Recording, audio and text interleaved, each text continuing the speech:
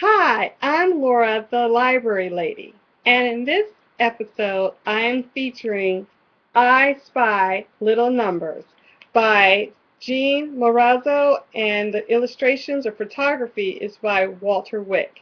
This is the second I Spy book I'm recommending. Number one, they're excellent books, and number two, these are books of my own personal collection. Now, once again, this is a board book. So that means little ones, 3, 4, and 5, even 2 years old, cannot damage this book very easily. Pretty hardcore. And remember, little ones love to put things in their mouth. It won't damage. You may make the corners a little gummy, but they'll survive. So, once again, we have a wonderful book with a combination of an outstanding author and photographer. If you remember, both the author and the photographer have their very own websites. So you can go online and learn more about them. And Mr. Wick, he loves to combine art with science and puzzles. So if you have a child that's very inquisitive, that might be a great source. And remember, Scholastic.com has a lot of their information and games online for free.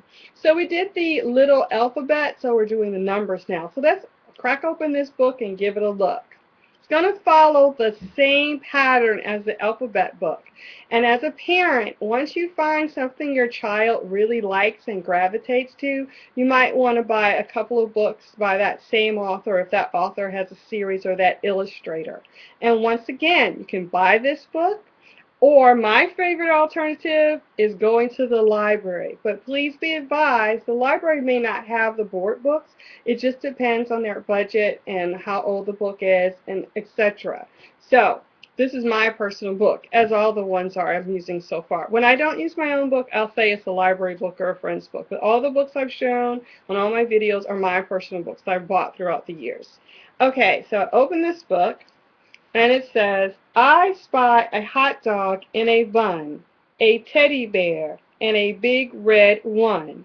So once again, she's using a pattern. Remember, when children read, to have a pattern that helps them with reading. It helps with fluency. That means how fast they read. And it helps with comprehension. So you talking about what they're seeing, and the illustrations also help.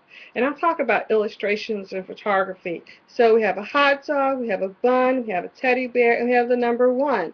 And then if you look at this picture, one of the things that I Spy books do, it makes kids look and find. And one of the key components in learning is being able to sort.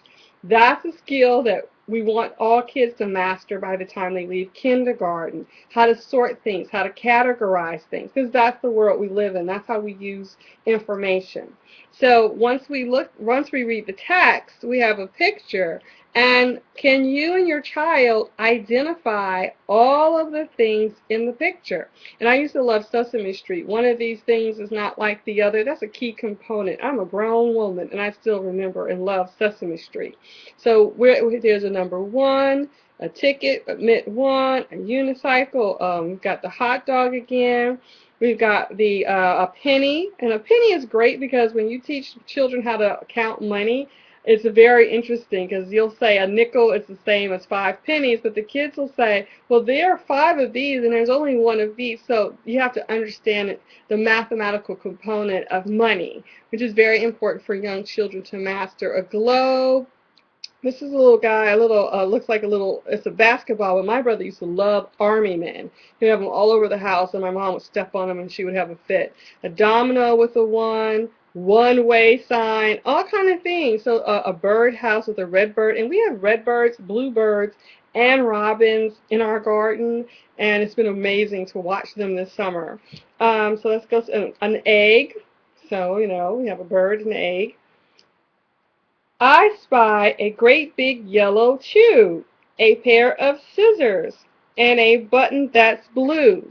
So we've got two and blue. So there's a rhyming pattern, and I've talked about rhyming. We've got bun and one. So this author, who's a poet, is using elements of poetry, elements of rhyming. There's so many syllables. So that is something that's going to be repetitive throughout this book and all of her books. So repetitiveness is also very helpful for your child. It's a key component of them mastering reading. And we talked about scissors in one of my videos, and see how these are round tip? You never want to give young children something with a pointy tip, because they can stab themselves, you know, not on purpose. Kids are experimental. They have a lot of energy. So I always, and I used to work with kindergarten and pre-K, and I used to work with scissors all the time. None of mine had that pointy tip, and they were always under my supervision. So that means I was running around constantly, but I loved working with the little ones. And once again, you could talk about the yellow, the blue. So as you're teaching them their numbers, you can be reviewing their colors. And once again, you have this picture where your I spy, you're categorizing, and you can see that these images of the scissors and the button are repeated in this picture. So that's a key component to reinforce what is a button, what do you use a button for, what are scissors. They've got a card, so some people may not want to introduce their children to cards. So my parents never played cards. So that's something that you can talk about, and you may see things in a book that you personally don't agree with.